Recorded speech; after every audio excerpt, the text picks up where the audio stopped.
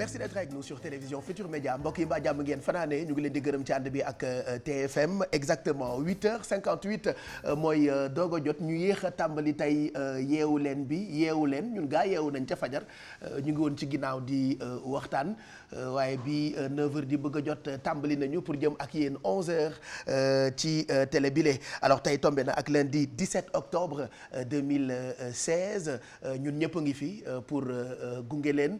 am nañu renfort Bouba Ndour dafa ñëw pour soutenir ñu àndandoo ak ñun ci yeewu leen bi Mamadou Ndiaye bi Jussi Fama Thioune Alfi ñun ñëpp pour bégal leen ba noppi itam jox leen yi leen di jëriñ ak yi leen di bégal comme ni ñu koy defee fajar gu jot Chérif Dia itam depuis 7 heures mu ngi fi c'est dommage que du ñu mën a am journalu français bi mais defe naa ci tënk rek dañu lay bàyyi ak téléspectateurs yi bu ko defee nga jox ñu li xew ci réew mi ak ci bitim réew. jërëjëf Pape. ayca.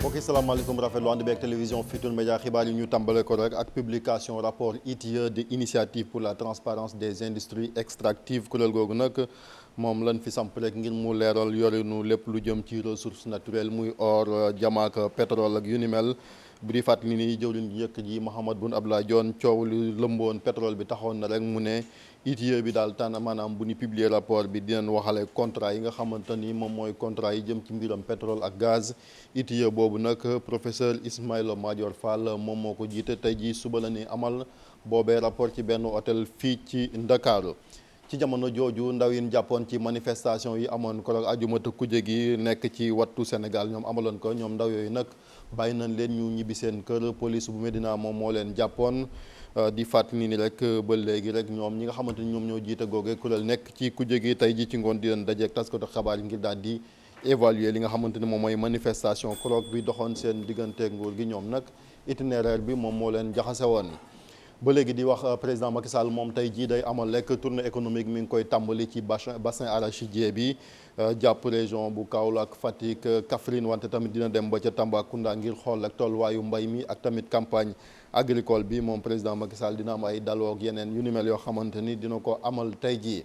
tey jii tamit la ñu amal lekk bis bi àdduna wërngal këpp jagleel lekk journée mondiale alimentation thème bi nag ren ci wàllu changement climatique ak lu ni mel.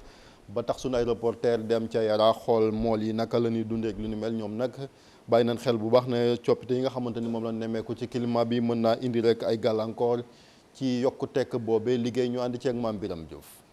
tàngoor bi am ci jaww ji di am lu muy def ci napp bi waxtaan googee jip soxal na Masiga fanweeri at ak juróom ak léegi ba mu nekkee di napp liñ doon faral di napp at yi di dem muy wàññeeku mu jàpp ni réchauffement climatique googee bokk na ci waaye it nit ñi nañuy doxalee ci biir géej. réchauffement climatique mbiru yàlla la du dëgg mbiru yàlla la gars yi def na ci ay réunion Genève yooyu yëpp ñu ngi koy suivre mais loolu mbiru yàlla la ñu ngi ciy jéem nañ jéem ñoom encore. man li ma mën a wax mooy ñun ñëpp ñun ak état bi ñoo yàq géej gi. di napp jën yu ndaw am lan la. yëpp ci bokk. napp jën wu ndaw ak yëpp ci yem ak façon voilà ak état bi yëpp parce que li ñuy dugal ci géej gi li muy dugal ci salté te am na place yoo xam boo fa mbaalee salté rek ngay dab salté warul dugg ci géej. bu doon une tonne lañ doon am sóoraale 30 kilos la ñu am léegi. maanaam ñaata at ci gannaaw. ay presque ay 30 ans ci gannaaw ak léegi. xam nga jën fu mu demee ba ay yabooy di jar ay 26000 kees yu yabooy tas 26000 ji jaarootul. nappkat yi dellusi ci tefes bi fii ci Yaraax wàcceeg façon jën gu nekk. mu doon li ñuy yëngu fii doon xaar. ñun ñooy jaay mareyeur ak ñiy jaay marché ñun ay gaal la ñu yor suñu papa moom am ay gaal mais jën ñi fan yii si ginnaaw la gënoon jafe que léegi fan yii nag ñu ngi sant yàlla parce que mu ngi commencé ubbeeku mu ngi commencé dugg te yal na jëm kanam. moo li amee rek ñu am def sa biir kër gi suñu jëkkër yi dañuy def mais lépp mënuñu ko matale. ñàkkum jën ñu koy yëgit ci njëg la waaye soxna si jàpp ni amul neneen nu mu def. fu ñu jaar ñu jënd ko lu ñuy def. moo tax ne yàpp bi jënd naa sànq njëgu 5000 ak 4000 9000 daal jënd naa ko jënd. jaww gi di soppeeku andi ceek napp bi waaye teewul liggéey bi kat ba tey ay ndaw ñu ngi taxaw ngir def ko Masiga di ñu koy xamal. bu baax xale yi bëgg nañu liggéey mais géej gi lañ ñu defarul géej gi buñ ko réglementé woon jën day dellu si waat suuf. nappkat yi nag ñu ngi am yaakaar ne dinañu dund bis yu gën a neex ci biir géej kon ci ab climat goo xam ne ni gu baax lay doon. jën yooyu nag yenn saa yi togg ko boole ko pomme de terre dina ci am solo pomme de terre boobu nag leen des ndax gendarmerie dañ cee jàppoon lu toll ci fukk ak juróomi tonnes yoo xamante ni dañu nëpp loolu nag tax ñu sampab laaj ndax nit ñi bu ñuy jënd jëfandikaay yu ni mel ndax danañ ko xool bu baax buñ sukkandikoo nag ci ñi koy jaay ci marché bi moom jàpp nañ ni yenn saa yi danañ ko xool ba xam ndax pomme de terre beeg yu ni mel baax na wante client yi moom nee nañ jafe-jafe jamono tax na yenn saa yi bu ñu jënd duñ ci bàyyi xel ñu ànd ceeg Alhassane Ba image Cheikh Assane Fall. Bolo Diouf moom balaa dara client yi lay xalaat ba noppi détaillante bi jàpp ne bu demee marché balaa moo jënd produit yi dina ko contrôler bu baax. dañ ciy bàyyi xel bu baax a baax booy jaay da ngay jaay lu baax te yàlla rek tax waaye bu fekkee baaxul moom man duma ko jënd di ko jaayaat. bu may jënd bu bees laay jënd bu bees fekk laay jënd bu may jënd lu ma jënd kii njogaan moom lu bon moom baax na moom dëgg-dëgg. bu ñu sukkandikoo ci ñaari jaaykat yi nag. yomb na loolu nga ràññee légumes yu baax yi ak yu bon yi. boo demee da ngay xam bu baaxee da ngay xam bu bonee da ngay xam ndax lu baax day fere te day bees day rafet waaye bu fekkee lu baaxul la moom day am odeur day kii da ngay xam ne lii baaxul daal. bu bees bi boo ko gisee du yàqu bu màggat bi nag boo ko gisee day tooy. mais luñ ko raxas lu baax ak lu bon am na différence danga ko xàmmee parce que carotte bu baax bi day mel ne lu xaw a lakk. day mel ne kaw bi day mel ne lu xaw a lakk noonu te day lax tamit. seen wérgu yaram client yi doon ab priorité ci ñoom jaaykat yi wante bu ñu sukkandikoo ci Awa Ndiaye bëgg lu yomb tax na ba ñenn jigéen ñi bu ñu demee marché duñu contrôler sax li ñuy jënd. parce que marché ku fa dem boo xoolee rek da nga xàmmee li baax ak li bon mais ñu bëri bëgg lu yomb moo leen si dugal gis ñu saam ay saam 100 francs saam 200. soo bëggee lu yomb nag boo nee su ma nee jënd benn carotte 150 ma jënd 100 francs am ñetti carotte moo lay indi nga lekk jënd lu baaxul loolu sa njaboot loolu ñu ngay toggal. léegi kay nit ñi léegi lu yomb rek la ñuy jënd lu yomb rek la ñuy jënd man nag jënduma lu yomb su ma demee dinaa peese lu jum bu fere bu rafet ma jënd ko teg ci sama taabal. boo demee moom toujours di nga gis lu baax ak lu bon c'est que dëkk bee neexul nag xaalis amul dund bi metti na xale yu sonn nañu. bu dee marché da ngay jaaxloo afale doo xam looy jënd surtout la rek léegi nga jël ci raxas dem set dem togg léegi nga gis lu baax li jënd ko mais toujours lu baax moom moo gën. fukki tonnes ak juróom pomme de terre bu yàqu la gendarmerie bu Thiaroye jàpp ci fan yi ñu génn semaine bële passé nag ay carottes la woon situation bi ni mel nag tax ba soxna su ne bu demee marché war a xool bu baax lu muy jënd balaa koo toggal njabootam. ma xool bu baax parce que xale yee tax ak santé bi. wàllu tàggat yaram ñu wax rek ci tournoi parlement bi ñaari tali nag moom moo jël raaya gi ginnaaw bi mu daanee rek ñii di waa jàmbaar ñaari bal ci dara ñoom waa ñaari tali yi dañoo teel a dugal ba tax rek match bi ba ni mu jeex mënuñu dara ci ñoom ba tax na rek seen entraîneur bi daal di rafetlu lu ni mel di fàttali ni match bu njëkk ba rek Gorée moom moo daan ñi nga xamante ni ñoom ñoo jamono bu Fatick benn bal ci dara ñu ànd ci ak Pape Fara Niang. ñu jël leen jël bu njëkk ci fukki simili yu njëkk yi jàmbaar mënatul a dellu ci bile jongante ñeenti simili rek la ñu joué kii di Assane Touré lakk caax yi biñ ci tegee juróom benn simili Pape Fara Gaye ci ab tir bu sori daal di dugal ñaareelu bii bi final bi jeex tàkk. On a essayé de jouer en avançant, de défendre en avançant, de presser le porteur. ci tàmbali bi dañoo jéem football pressé leen ci seen kaw taxaw nag ngir jéem leen a gêner ñu mën a bañ a football ndax équipe la boo xam ne bu technique mën a football lool génne bal ci noonu nag ci la ñu taxaw daal di def partie bu baax agressé leen nekk ci seen camp waaye deuxième mi-temps bi nag dañoo amoon jafe-jafe ci wàllu lii di physique. Une baisse de régime. parce que jàmbaar xam nañ ni équipe boo xam ne la day jouer dafay dañ technique ba pare dañuy jouer jeu bu gaaw donc il faut que ñu presser leen haut empêcher leen seen jeu. moom moo ñu may si bii ñu dugal yëpp pressing la haut ñu jël seen bal après exploité ko. ci pàcc bu njëkk bi ñaari tali sonal loolu jàmbaar waaye ba ñu demee mi-temps dellu si ñu wone beneen xar kanam am ay occasion yu bëree bëri ngir mën a égaliser kii di Birahim Gueye sax moom daa raté penalty bi la defet ñu jàng ci lu bëri. ñu dugg si match bi dañ ko xawoon yombal tuuti parce que bi ñu tàmbalee match bi wax naa leen ko ne. que ñaari tali dina indi peut-être benn xeex et que il faut que ñu pare ci loolu. ñi nekkoon ci digg bi suñuy génnee ballon bi ñaari nekk ci digg bi ay xale lañu. équipe bu ñuy pressé woo day métti parce que on arrive duñ mën a génnee bal bi dañuy à chaque fois dañuy bëgg di jouer loolu te loolu du suñu jeu je pense que loolu mooy suñu problème mais bon comme ñaari tali tamit ñoom tey ils ont très très bien joué. ci loolu ñaari tali nag jël kubam bu njëkk ci at mi équipe bi nga xam ne nag moom mooy représenté Sénégal ci coupe CAF bi samedi bi dina joué nag moom ak US Gorée trophée des champions ngir mën a tàmbale bu baax lii di saison bi. jërëjëf mbokk yi fii la ñu yem ak yéen ci xibaar ñi ngi leen sant leen gërëm ci ànd beeg télévision Futurs Médias bàyyi la nag Pape Cheikh mu wee ak yéen seen émission yeewu leen ñi ngi leen di ñaanal bëccëgu jàmm.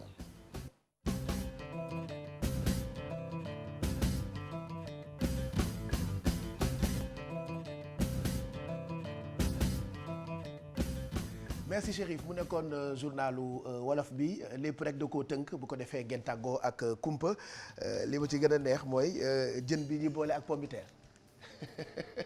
da ci am solo daw fiiriir jërëjëf ñu ngi lay gërëm bu baax ca kanam xëj na Mamadou Mouhamed Ndiaye ñëw pour revue de presse bi en attendant mën nañu xool yéenekaay yi rek rapidement ak seen ay xët le quotidien dafa xëy ak mobilisation keroog bi tuddee ko la guerre des chiffres Decroix moom nee na 50 000 marcheurs ñoo fa nekkoon. loolu ñu ngi koy lire ci xëtu le quotidien bu tey. oui muy marche wattu Sénégal bi amoon keroog àjjuma ñoom nag ci chiffre bi ku nekk yaa ngi joxe lim. opposition moom comme ni nga waxee Mamadou Diop Decroix ma ci bokk nee na daal juróom fukki junni doomu aadama teewoon nañ koroog ci diggante RTS ak place de l'Obélisque ngir bokk ca manifestation boobu. daanaka yéenekaay yu bëri ci la ñu xëy tey réew mi mu ngi def ci xëtam ni manif raté du 14 octobre une grande faute de l'opposition. waaw moom dafa jàpp ni daal kujje gi am na ay njuumte yoo xamante ni daanaka def nañ ko ca marche boobu Mamadou Diop Decroix daal di cay wax ñi nga xamante ne mooy Sitor moom daal di neen rek daal di dànkaafu ñii nag di prisonniers ñi jàpp ne ay prisonniers politiques ñu bàyyi leen moom kii di Malick Gakou moom it jiite wattu Sénégal jàpp ni kon moom 15000 manifestants ñoo fa nekkoon mu mel ni kon chiffre bi mu joxe wute na ak bu Decroix. image u marche boobu la amoon le 14 keroog moom la direct info xëyee tey ci xët bi ñu ngi ci lire acharnement et violence sur les leaders politiques de l'opposition.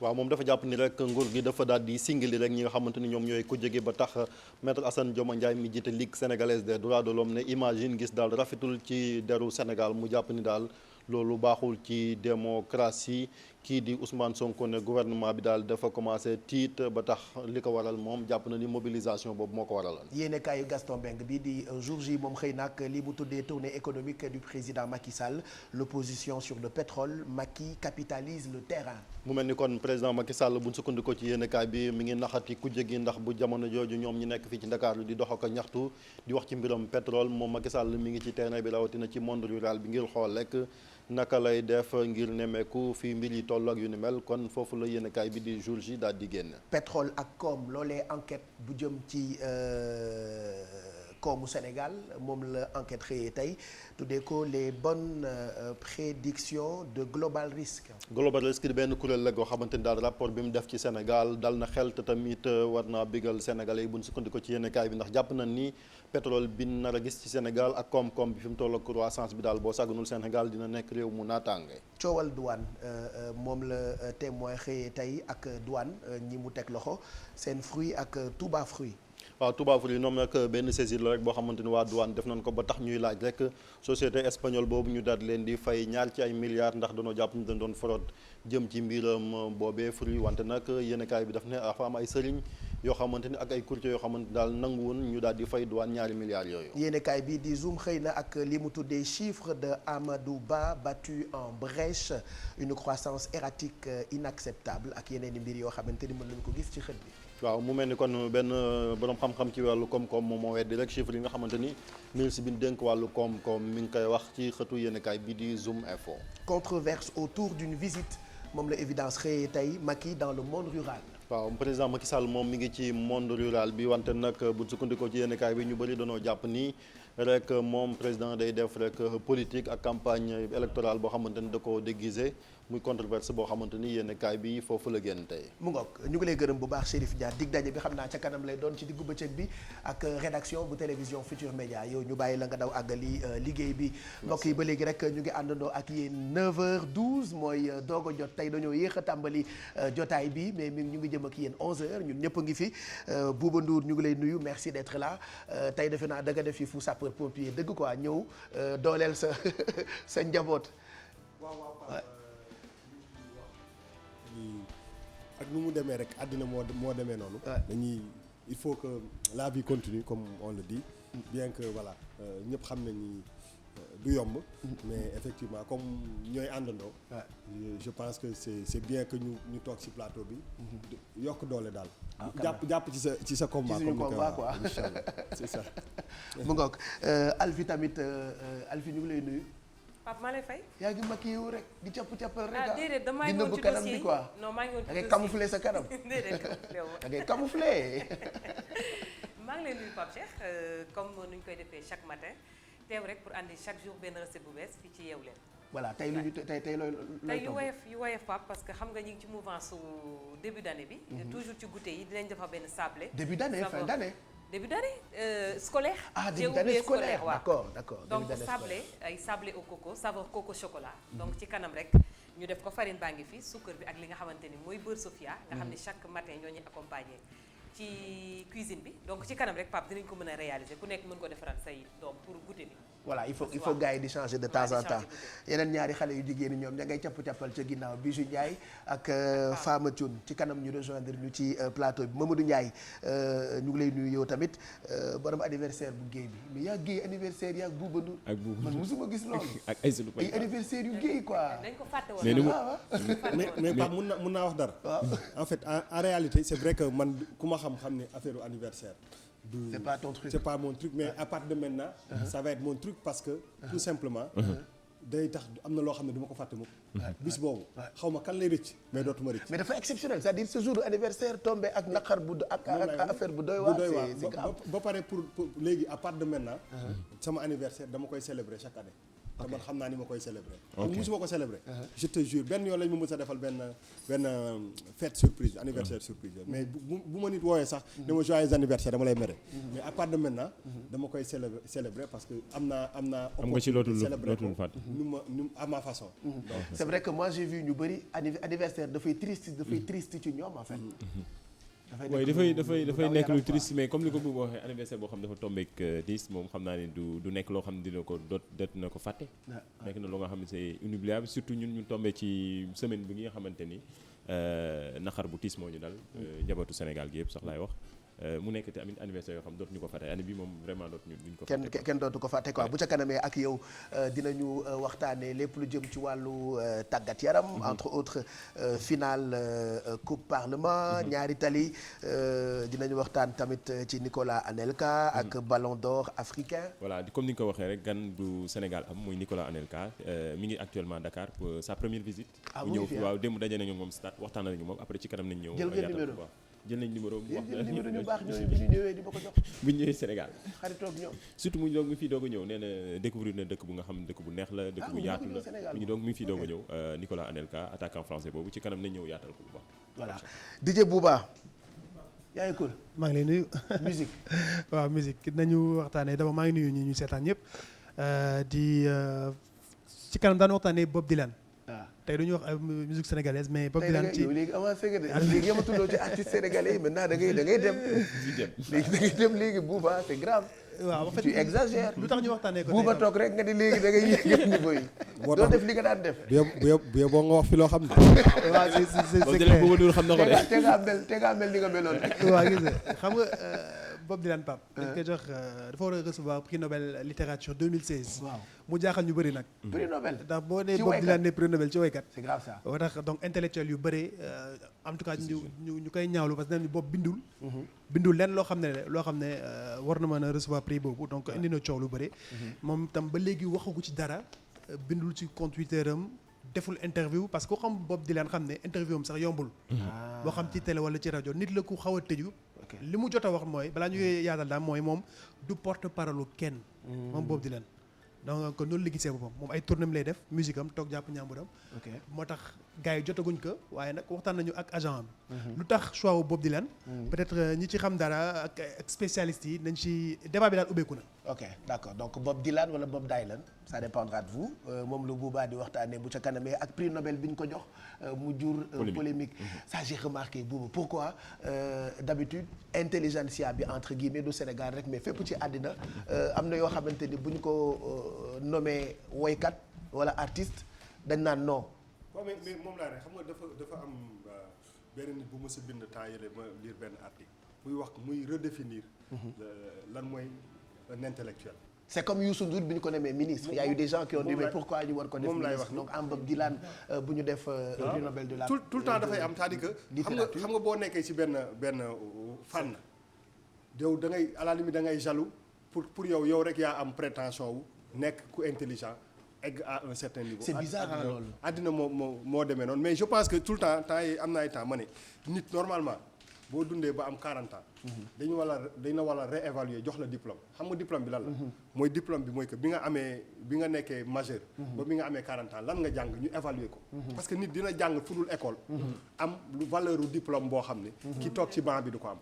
donc je pense que c'est une façon de réévaluer un peu intelligence nit peut-être bu ñu amoon diplôme yoo xam ne du ci école rek lay jógee. mais nit ki sa parcours ce que tu as vécu say expérience ñu évaluer ko ci benn diplôme jox la ko. day peut-être mën a mesurer niveau nit yi. te loolu c'est presque partout dans le monde moi je me rappelle bu ma njëkkee présenté journal rajo y a eu beaucoup de critiques pourquoi animateur wala présenté journal pourquoi Bob Dylan war a am lii pourquoi lii wala laa wala règle stricte la en général cercle intellectuel yi dañu bëgg affaire mu nekk lu fermé parce que dañuy xool seen parcours.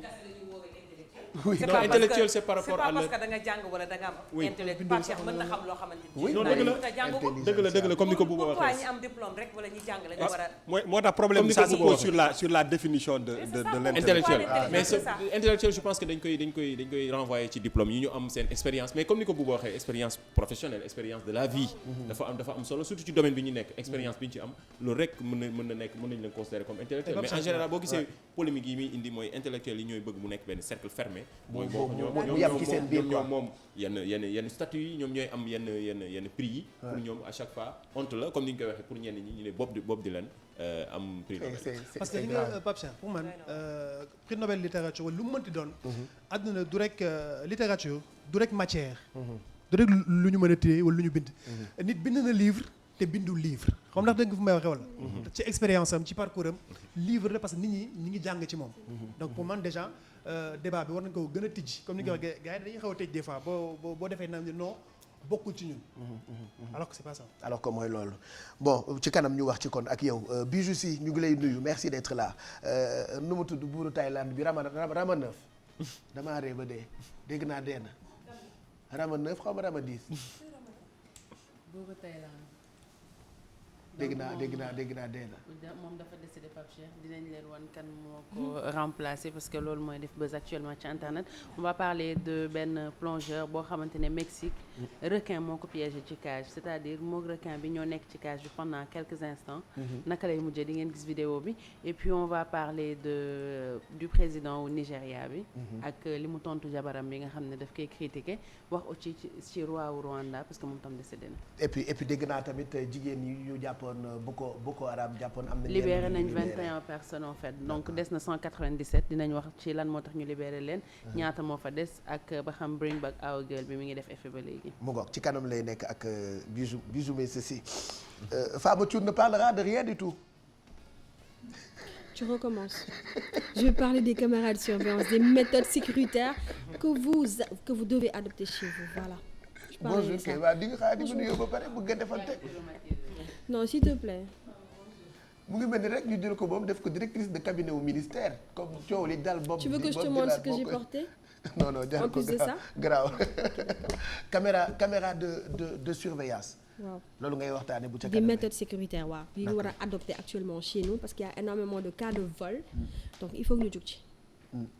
incha allah waaw boutique yi xam nga boutique yi sax dafa impératif mais kër yi léegi. dañuy dajji sa kër dañuy dugg sa biir boutique sàcc la ndax la ànd ak nit di la waxloo ba sàcc lépp. boo xefee sax ñu démonté waale caméra de surveillance bi yóbbaale ko. donc amee du la ci fekk. mais est-ce que ñëpp mën nañ ko am seen kër ay yooyu dafa cher wala. on a pris un expert dina ci wax. dina ci wax ci kanam ok d'accord naam cher mën nañ ko am ou pas. ce sera donc pour tout à l'heure ak Fama Thioune léegi dañuy njëkkee ak tàggat yaram final coupe parlement moom la ñuy njëkk a waxtaanee. ak Mamadou Ndiaye ñaari tali. dóor jàmbaar. waaw 2-0 la ko dóor ñaari tali am taxawaay bu am solo ñoom tamit di préparer super coupe bi nga xamante ni moo fas yéene am samedi ñoom yi nga xam ñoo jël final coupe du Sénégal daaw. fas yéene jàkkaarloog Gorée waaye démb am nañ match bu am solo parce que ci 15 premières minutes yi la ñaari tali daal di dugal ñaari but yi ak seen entraîneur bu bees bi nga xamante ni mën naa jàppee tubaab la expérience bi mu am jógee France. ñëw tamit imposé wu wane boppam wane ñaari tali bu baax bu élément bi pare mën nañu ko seetaante ñëw. ñu jël leen jël bu njëkk ci fukki simili yu njëkk yi jàmbaar mënatul a dellu ci bile jongante ñeenti simili rek la ñu joué kii di Assane Touré lakk caax yi. biñ ci tegee juróom benn simili Pape Faragay ci ab tir bu sori daal di dugal ñaareelu bii bi final bi jeex tàkk. On a essayé de jouer en avançant, de défendre en avançant, de presser le porteur. ci tàmbali bi dañoo jéem football pressé leen ci seen kaw taxaw nag ngir jéem leen a gêner ñu mën a bañ a football ndax équipe la boo xam ne bu technique mën a football lool génne bal ci noonu nag ci la ñu taxaw daal di def partie bu baax agressé leen nekk ci seen kaw waaye deuxième mi-temps bi nag dañoo amoon jafe-jafe.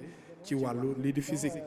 une baisse de régime. parce que jàmbaar xam nañ ni équipe boo xam ne la day jouer dafay dañ technique ba pare dañuy jouer jeu bu gaaw donc il faut que ñu presser leen haut empêcher leen seen jeu moom moo ñu may si bii ñu dugal yëpp pressing la haut ñu jël seen balle après exploiter ko. ci pàcc bu njëkk bi ñaari tali sonal loolu jàmbaar waaye ba ñu demee mi-temps dellu si.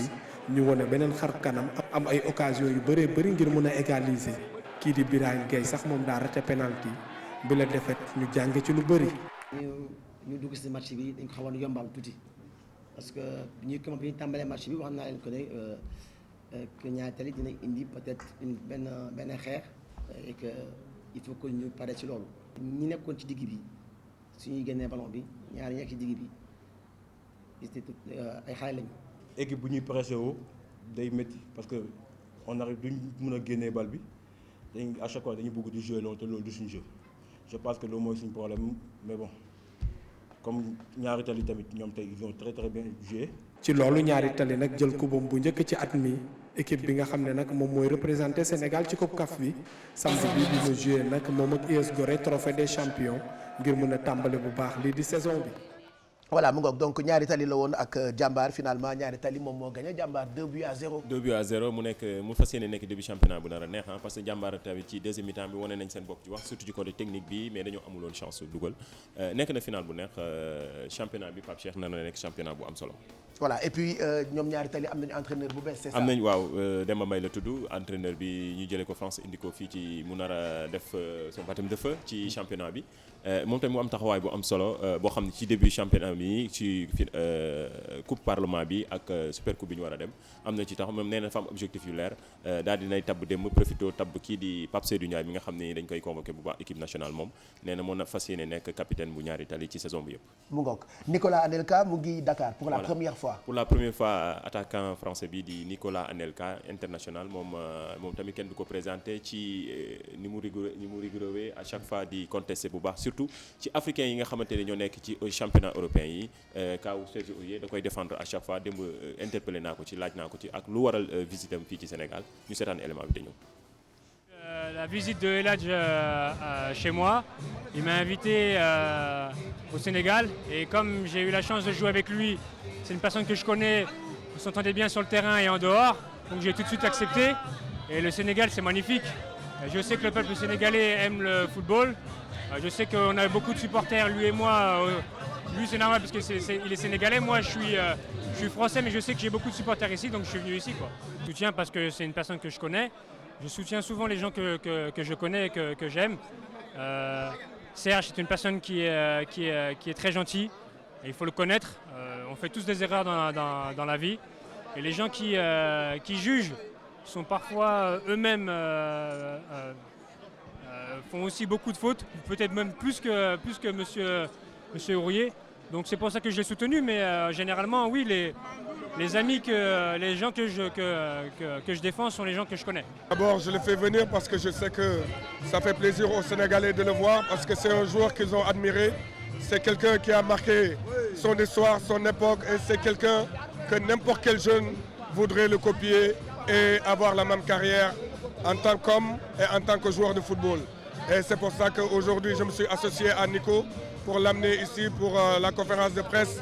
On a des projets ensemble pour l'Afrique et on va démarrer au Sénégal.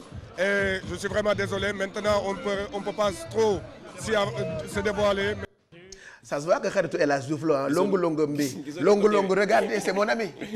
gisee du mu ko téye wane ni ko wane ni ko moo ko fi indi El Hadj Diouf. mais c'est bien Pape Cheikh parce que El Hadj Diouf gisoo. c'est comme su ma nit ñi rombee ci mbedd bi ak Bouba damay woon nit ñi ni xam naa Bouba Ndour ak yu tudd sama xarit la. da nga koy téye mais c'est bien parce que boo gisee mu El Hadj Diouf statut bi mu am ci. gëj na ko gis yow mais boo gis mu woo ko mu ñëw Sénégal ñu am ay projet wax na ko nee na dañ fi am ay projet déjà am na benn match bu ñu préparé du mois de décembre 17 décembre match de charité dajale anciens internationaux yi ñëw au mois de décembre surtout am nañ ay projet waaw am nañ ay projet yoo xam ne fas yéene ko tey ji am nañ benn conférence de presse 10 heures bu ñu war a mën a yaatal seen projet yëpp c'est important di féliciter El Hadj Diouf le fait que mu indi fii Anelka mu nekk tamit Anelka nekk joueur le plus contesté en France. Pourquoi? xam nga bañkat bi surtout côté raciste. dafay défendre bu baax les joueurs noirs. da leen di défendre bu baax à chaque fois il est sur les réseaux sociaux. à chaque fois di interpeller tubaab yi di leen wax ni li ñuy def à chaque fois di contester bu baax surtout joueurs africains yi nekk foofu di évoluer. moom mais ñu ngi gërëm kon El Hadj Diouf ci loolu. waaw am na solo ñu Nicolas Anelka et puis Ballon d'Or africain bi ñaari sénégalais ñu ngi ci liste bi. voilà joueur Bouba Ndour bi. Sadio Mané ak défenseur bi di Kalidou Koulibaly ñoom ñoo bokk ci 30 nominés joueurs yi nga xam ne ñoo bokk ci Ballon d'Or africain yi mu nekk lu gëj a am nag genre joueur ñaari joueurs sénégalais bokk ci biir 30 nominés yi ñu leen ñaanal bu baax ñu jël Ballon d'Or par Ballon d'Or gëj na fi bi ci El Hadj Diouf amee jamono yi 2001 2002 kii di Sadio Mané ak Kalidou Koulibaly def nañ ci benn résumé mën nañ seetaan élément bi te ñëw. kan moo war a mën a jël place kii di El Hadj Ousseynou Diouf ci Ballon d'Or africain bi moom mi xam ne moom rek a mës a nekk sénégalais bu ko jël Sadio Mané ak Kalidou Koulibaly nekk ay internationaux Sénégal bokk ci fanweeri joueur yu tànn ngir ñu mën a nekk Ballon d'Or bu 2016. Sadio Mané moom gis naa ne performance ak lu muy wane ci match yi Liverpool ak match fii Sénégal il le mérite vraiment. chance bu mu am mooy ni tey jii Italie championnat Italie ku ñuy wax meilleur libéro tey Kalidou Koulibaly lañ koy wax. xëccoo gi nar a nekk lu metti ndax dinañ fa tasanteeg ay kàngamu footballeur fii ci Afrique waaye ñiy dëkkee fii Sénégal jàpp ne kii di Sadio Mané am na chance bu rëy ngir jël ndam li. ci joueur africain yi peut-être Aubameyang ak Sadio Mané pour le moment laa gisagum ñoo am niveau vraiment relevé jël Ballon d'Or africain bi. ki mujjee am Ballon d'Or fii ci Sénégal di El Hadj Ousseynou Diouf ca 2002 lu yàgg ñu toog di xaar lu ko waral nekk ci gis-gisu ñenn ñi centre de formation yi. waaye ñeneen ñi yaakaar ne ak jamono nu muy doxee nii mën nañu am chance gisaat yeneen i Diouf. centre yi ñoo doxatul le football sénégalais centre yi. Même dans les clubs, ça ne va pas, mais en ce moment, gis ngeen Jaraaf, GA, comment par rapport ak les temps passés. saa yu toll nii comme centre de formation yi bëri na Sénégal fi mu toll nii centre de formation bu mel ne Génération Foot jàmbaar ñu ngi produire ay xale yoo xamante ne fi mu toll nii am nañu chance daal pour deuxième El Hadj Diouf amaat ci ren ci Ballon d'Or bi quoi. laataa ñii di waa CAF di joxe trophée bi ngir xool kan mooy mën jël place kii di Pierre-Emerick Aubameyang mi ko jëloon ci 2015 ñii te sunu gaynde yi. mën nañoo dundee yaakaar ndax lépp luy sénégalais moo ngi leen di jàppale.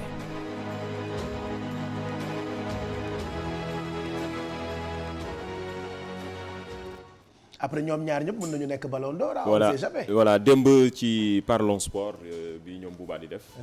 Kalidou Koulibaly réagir na expliqué na nee na kontaan na trop ci nominé bi ci nomination bi ñu ko fas boole ko ci 30 joueurs yi mais li mu expliqué waat moo di Sadio Mané la gën a jox espoir pour mu jël ko ndax bu ko jëlee vraiment dina ko mérité. xoolal humilité boobu. vraiment est-ce que loolu la nekk na. c'est sûr. kon wóolu moom samay information. non non. mais xam nga c'est sûr. si c'est sûr. alors comment naka la mu dee wax ak yow nga toog ci plateau bi moom mu bëgg a expliquer li mu wax parce que mi ngi ko doon alors que le gars yow la waxal. non mi ngi ko doon déglu. est-ce que mu ngi ko doon déglu. mi ngi ko doon déglu parce que en fait si nga Pape genre nomination yi pour défenseur jël ko. day xaw a jafe. boo xam même dans le foot mondial. bu ñuy primer attaquant yi rek la ñuy primer. mais am na fi par exemple exemple ndaw laa lay jox ku ci mel ni Buffon ñëpp xam nañ ko. def Buffon di góolu Italie def na lu ne ci football. amul Ballon d'Or xam nga li ma la wax donc déjà ñooñu mais Sadio Mané am nañu yaakaar ci moom. parce que déjà ak début de saison bi mu def bu continuer nii il a de très fortes chances nekk Ballon d'Or. bu rëyee tey Manchester ah. waaw surtout moom nee na déjà tey il faut mu rëy Manchester. waaw nee na tey moom lañ koy ñaanal sax. nee na tey il faut mu rëy di football tey. waaw parce que moom Liverpool Manchester tey. ñoom boobu ban ligue la Bundesliga wala. Premier League. man de xaw ma ci dara. Bundesliga xaw ma lan. xamu Premier League. Bundesliga bi rek a ma intéressé parce que tur bi dafa rëy Bundesliga. waaw non moom mi ngi Premier League Premier League. Angleterre. ah bokkul ak Bundesliga. non. boobu Allemagne la. Bundesliga Allemagne la Premier League la. donc mais tey dafay jouer ak Manchester. waaw tey ci moom la ñuy xaar dël bi. dañ koy wane ci télé bi wala. non télé bi duñ ko fi wane mais nag waa ñu. télé yaa ngi góorgóorlu di wane ay match yu mag buuba. waaw léegi nag waaw góorgóorlu def ni RTS nag. quand même RTS au moins quand c'est important c'est là-bas. non. non RTS quand c'est le Sénégal quand c'est officiel. c'est là-bas. ouais te nag bu ko gars yi gënoon séddalee affaire yi. jox ko yeneen télé privé yi du waaj dara. mais j'ai vu que bientôt dinañu wane quand même championnat bu mag d'ailleurs bande annonce baa ngi jàllale leen nii en même temps. léegi Pape Cheikh. bii ban Liga la. waaw defal ndànk rek moo la. Liga Europa wala Bundesliga. waaw dégg nga non dama ne ñaari joueurs yi gën a mag ci àddina fan lañ nekk. El Hadj Diouf Espagne. Espagne. et kan ak kan la. Messi Cristiano looy commencé Messi da ngay commencé Ronaldo nga teg ci Messi. non mais El Hadj Diouf la ak Fadiga.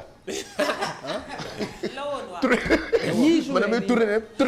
mais comme ñun dañuy dem fi nga xam ne foofu la ñaari joueurs yi gën a mag. Cristiano Messi. ñu jël championnat bi donc tous les week-ends. incha allah. dañ leen proposer benn match Real Barça Atlético ak ñoom seen. tous les week-ends ba pare ak plateau bu am maanaa. naan ataaya. en tout cas RDV Sport ñu ngi leen di bëgg a rey booba. RDV Sport. non mais moom laa lay wax nii xam nga ku nekk aussi. xaw ma man damay dégg nit ñi di wax rek. sondage yow yaa ngi wax loo xam ne seet anoo bon en tout cas daal. moom week-end bu ne. di ko mal dañuy dem fi nga xam ne mooy championnat bi. te ñoom sax nag ñooy jël Champions League bi chaque année. waaw en tout cas foofu à part de week-end bi daal. TFM dina wane championnat Espagne. tous les week-ends loolu lu rëy la. je pense que c'est intéressant. lu rëy la ça c'est am na solo. parce que moi j'ai vu à chaque fois que bande annonce bi jàll nit ci dañ ci am intérêt. dañuy kontaan ci le fait que seen télé di leen won loo xamante ni peut-être bu daan am dañuy am ay problèmes pour seetaan ko. et cette année TFM def loolu. déggoo grand bi des fois mu ne la fii moom mooy Barça wala moom mooy kii mooy Real. parce que day suivre Espagne ndax ngeen di mën a gis yow fu mu ne nii. soo doon joueur. yow lan ngay rôle bi beneen joueur di jouer ci beneen équipe yow ban nga ciy jouer ci TFM yow yaay kan. yaay Messi boo doon méngale sa bopp ak benn joueur kan la. joueur. Banc de touche. mais non. man kay du ba banc de touche. waaw waxal man maa ngi ci titulaire yi. waaw yaay kan. mais kan ban joueur lañ wax ban. Serge Aurier. man yow. mais Serge Aurier c'est bon. dama gis kat coono da koy topp rek. dama Aurier we. c'est vrai hein. c'est vrai. Aurier. je te jure. voilà. c'est vrai. wala Zidane la. non wax na dëgg. dafa xam dafa xewi. leer la laa jël. yow yaay kat Aurier. man maay Aurier waaw. bu dee ci da nga koy nattee noonu. waaw man Balotelli laay jël. kenn ëpp la coow yow. yow kenn ëpp la coow. l'enfant terrible. en tout cas xaw ma ndax terrible waaye en tout cas Balotelli laay jël. yow kenn ëpp la coow. Alfie yow ban joueur. et puis du jubilé quoi. bàyyi ma ak Messi rek Pape. yow yaay Messi rapidité rek. ok. Bouba yow yaay Maradona xanaa. non man comme supporter Real là bah écoute. ok Cristiano Ronaldo. ah mais super Mamadou Ndiaye yow yaay ci kan. yow yaay supposons yow yaay kan kon. non man nag si nekk sama joueur moom dafa bàyyi quoi. kan la Zinedine Zidane. ah ouais. kon yow la Zidane quoi. yow Bijou. Ronaldo Fama Thioune. tàndal nga naan ko ma jox Messi. waaw Cheikhou Kouyaté. je pense que tonton Bak mën nañu teg bande annonce su championnat bi comme ça ngeen def ko ci agenda yi. à partir de week-end bi di ñëw. ce sera donc à partir de ce week-end là ci télévision Futur Média.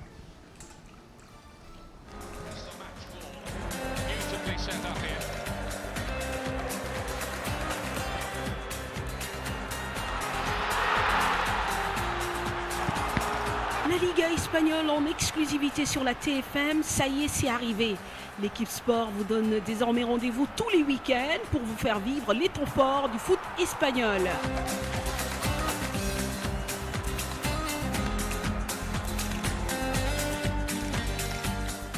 Cristiano Ronaldo, Antoine Griezmann, Lionel Messi, toutes les stars du foot mondial défileront sur votre petit écran. La Liga espagnole sur votre chaîne préférée, la TFM Miroir du Sénégal, en exclusivité. Voilà, Liga espagnole à partir de ce week-end di ngeen mën a seetaan match yi dafay am avant pendant et après dañuy defaale ay débrief en même temps. voilà comme li xew ci yeneen chaînes yi boo gisee ñuy choisir africains yi di leen def ay canal Afrique.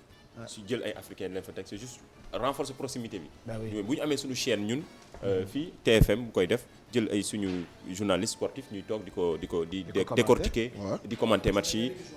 et puis surtout ça il y a des Sénégalais qui jouent en Espagne Pape Kouli Diop ma nga fa ñeneen ak ñeneen ña nga fa di am taxawaay bu am solo. loolu dafa am solo et puis day gën a permettre Sénégalais yi ñuy gën a jege championnat bi di comme ni ñu koy defee week-end bu nekk dañuy xool au lieu ngay dem ay canal ak yooyu mu leer ne sa télé da koy seetaan dafay neex.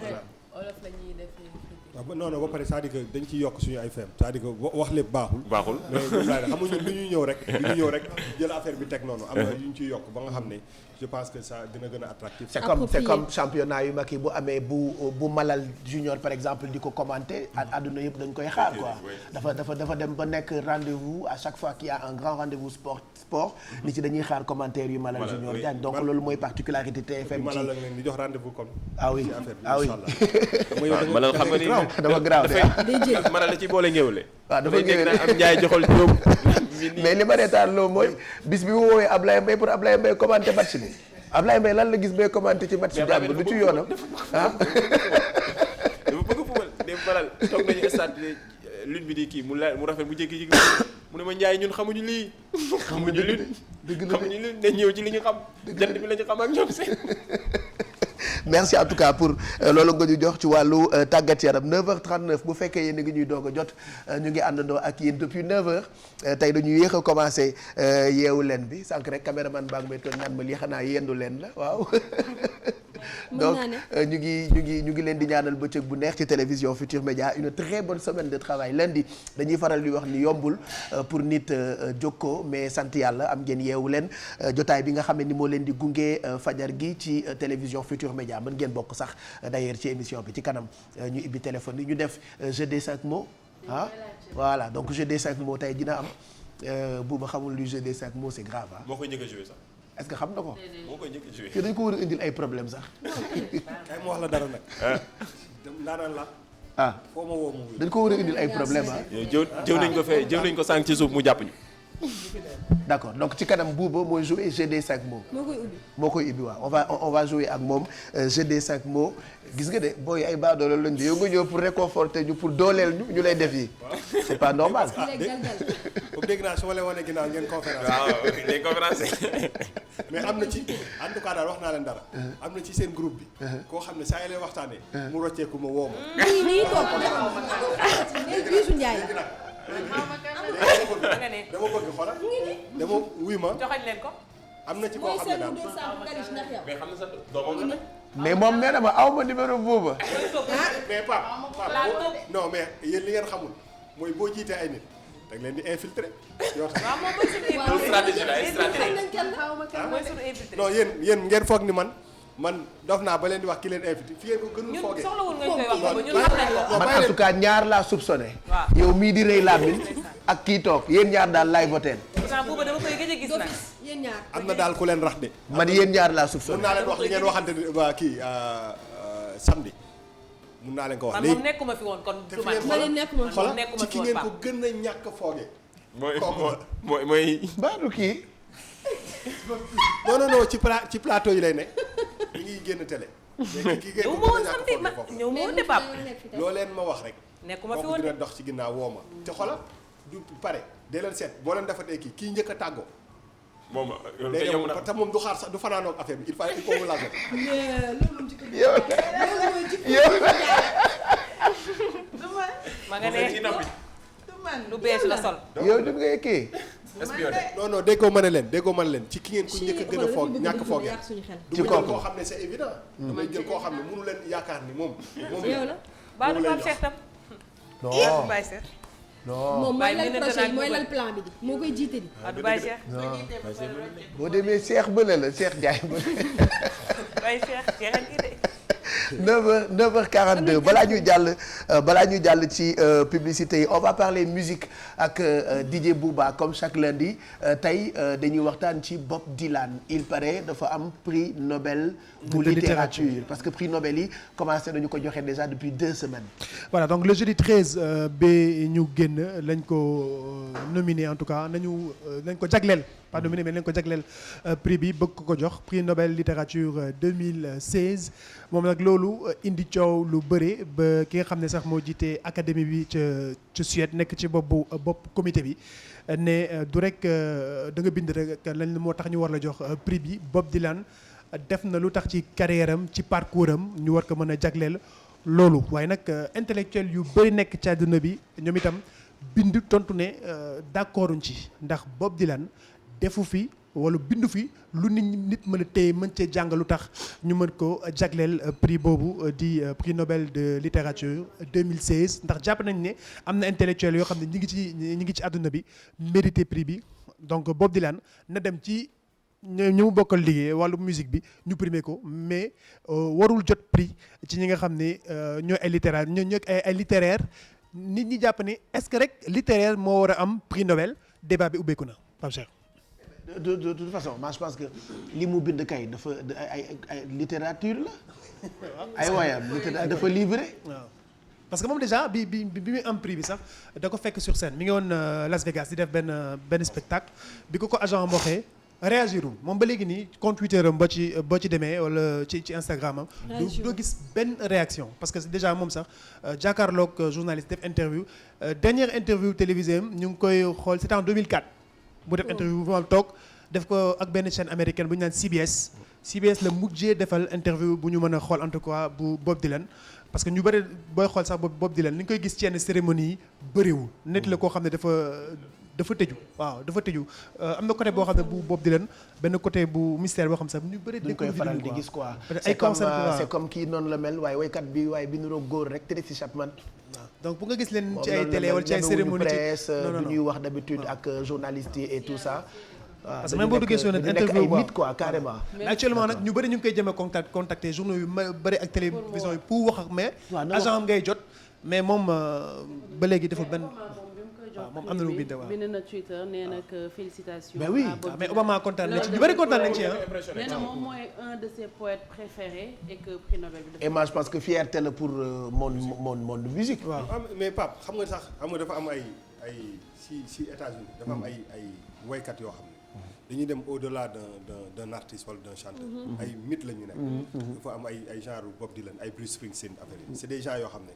soo nekkee foofu da ngay xam ni c'est une vraie religion. dafa am nit ñoo xam ne seen àddina yëpp ñoo leen gunge quoi. te man lu may retenir si Bob Dylan. moom mooy que c'est peut-être l'artiste bu gën a may valeur musique africaine. dafa am en 1986.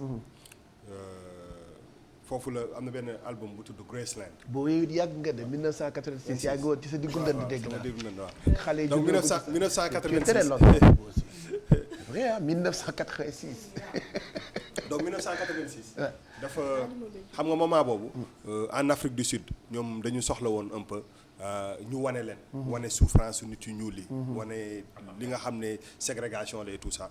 donc mu am benn voyage bu mu demoon def ko Afrique du Sud. am na benn groupe bu tudd Lady Smith Black Mambosa. c'est l'un des plus grands groupes mythiques mooy ñiy def a cappella yi rek.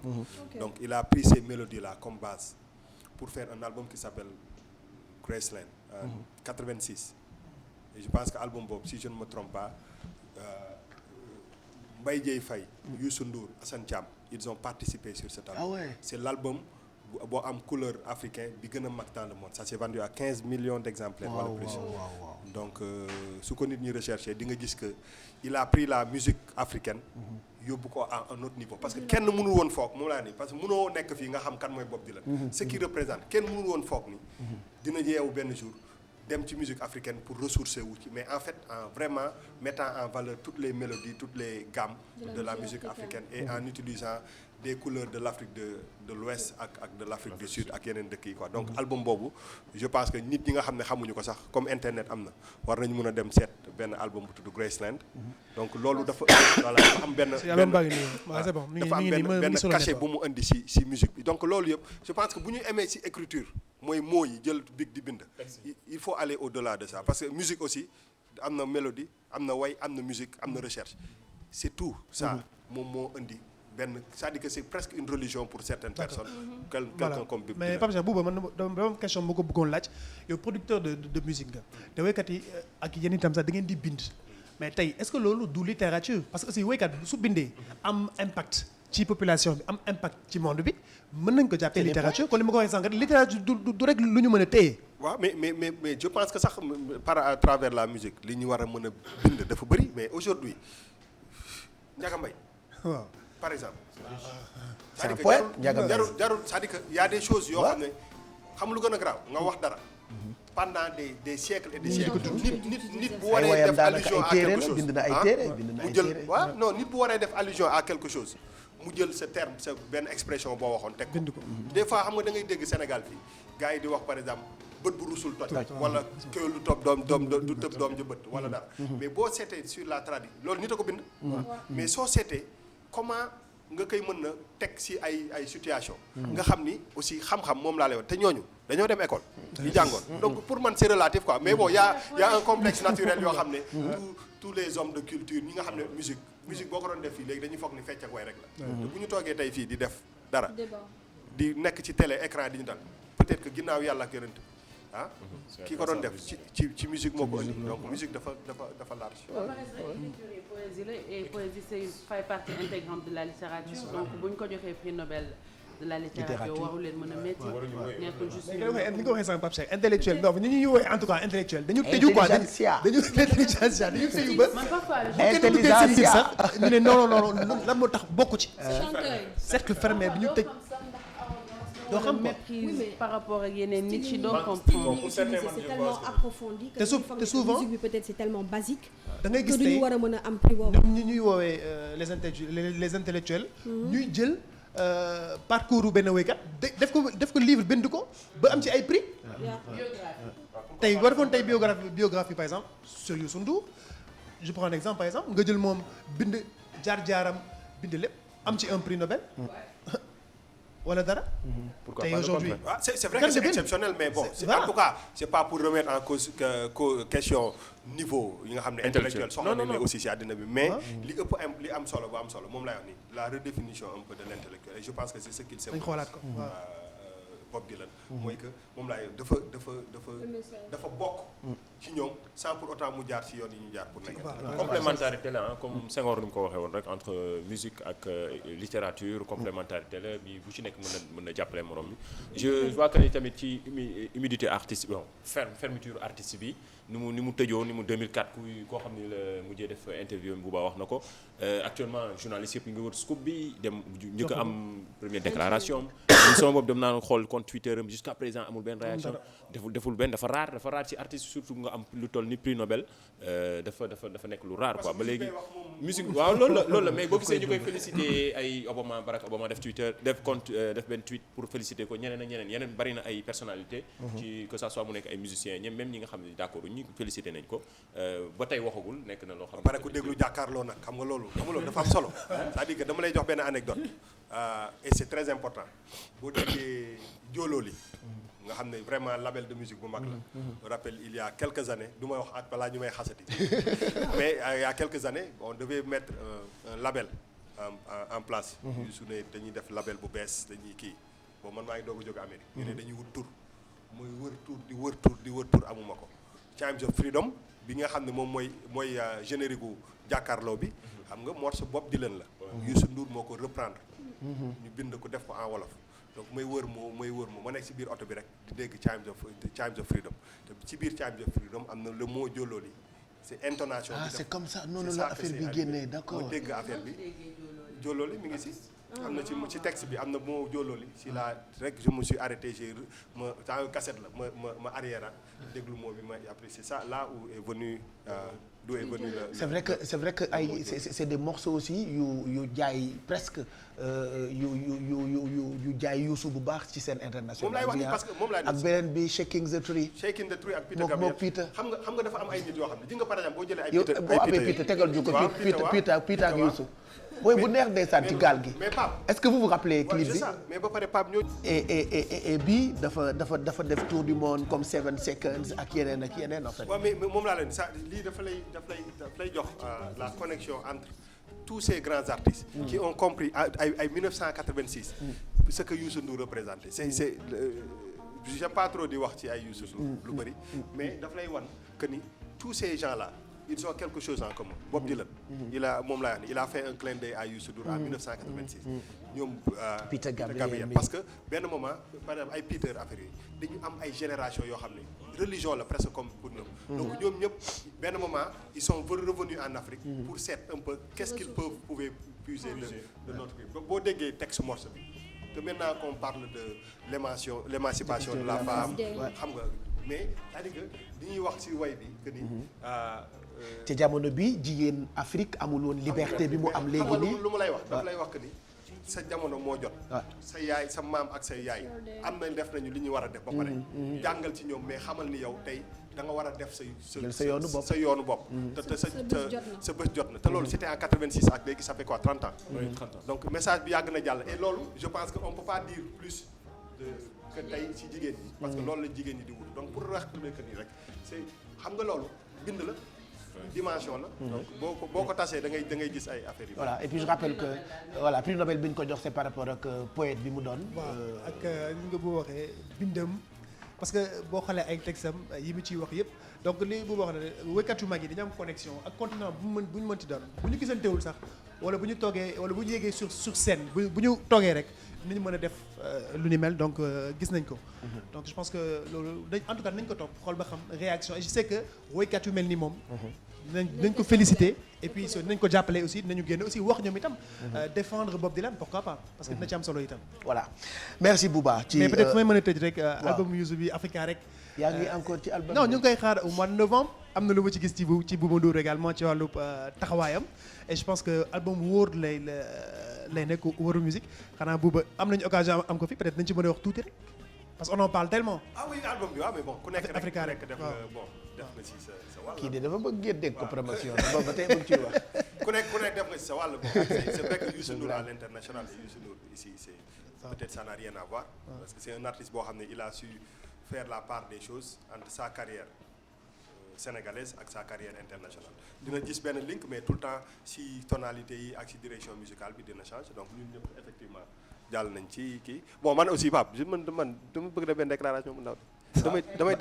dama am benn album bu baax bu may préparé. ban la waa demal. waaw dama am benn album boo xam ne waaw xam nga gëj naa def musique. waaw j'ai dama jël xale yi ay xale. yu nekk ci seen petit gàlle et tout ça. ma tëju ak ñoom. pendant des jours. ñu def benn album. mais bilaay bu ma dalee def ay album ba léegi musuma am fierté. si produit bi. ak sentiment bu nga ak sentiment parce que ça va au-delà d'un album. est-ce que du le fait que ñu nekk ay xale am talent parce que seen petit gàlle bu ren bi aussi ce qu'on a vu mosuñu ko gis. ci seen petit gàlle ya on n'a jamais vu ça. voilà mais en fait c'est pas que way bi. mais c'est presque un projet parce que c'est un album c'est pas pour faire la promotion. mais important. important pour les enfants pour la famille. et je pense que xale yi bu ñuy def musique wala dara. il faut mu mën a jëriñ. donc am naa si yaakaar trop. que ni dina nekk album boo xam ne fii ba 100 ans. saa yu xale amee rek. dañ koy dem wuti du dee quoi. parce que man il faut may génn foo xam ne. album la buy génn bientôt. buy génn bientôt donc là je mixe ça c'est moi pare naa ko. d'accord mais c'est moom laa doon ni c'est plus qu'un album. du nekk naxee mbaay comme I Love Sénégal parce que compilation boobu tamit ba léegi yoon la rek buy dem non bii c'est un album complet. d'accord boo xam ne pare naa ko mais am naa si yaakaar trop. c'est très on espère que nañ ci suivre en fait en tout cas dinaa ko j'espère que nañ am un bout de album bi nga xam ne mi ngi waaj a ñëw ni nga ko waxee j'espère que nañ am un bout dans Yeewu Leen am lu ñu ci mën a déglu mën ci waxtaan wala am ci woon. topp ko carrément quoi pour woon ko waaw Sénégal rek nag moom mooy xam nga wax yu si Youssou Ndour moom. bàyyi ma bàyyi leen ko rek parce que. Sénégal rek kañ la génn au mois de novembre. novembre bi ñu ngi koy xaarandi donc déjà la première date bi ma dégg le 4 novembre la ñu wax je sais pas si c'est confirmé ou pas mais en tout cas on va se rapprocher en tout cas du staff pour avoir confirmation de la date de sortie de l'album. Bataclan également bu Marseille non maa fa jiitu man est-ce que duma leen jiitu sax est-ce que duma leen jiitu est-ce que duma leen jiitu Bataclan sax incha allah.